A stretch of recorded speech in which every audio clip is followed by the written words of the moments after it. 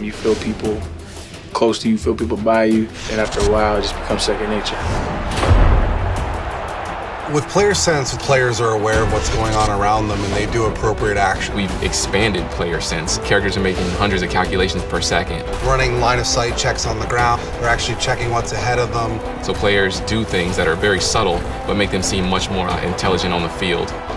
The battle up front is one of the most important parts of being successful on offense or defense. Our big feature with the war in the trenches is pass blocking. One of the first things we wanted to address with pass blocking is making sure that the linemen were aware of the spot that they needed to protect in the pocket. Our guys are able to make up to 60 calculations per second when finding a target. That's 5 guys across the line, all in the goal to set a passing pocket and to throw the ball.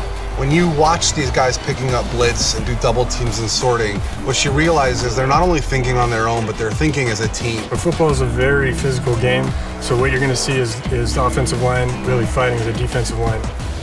The war in the trenches, man, they have to be able to fight. You know, our guys, they fight as hard as they can.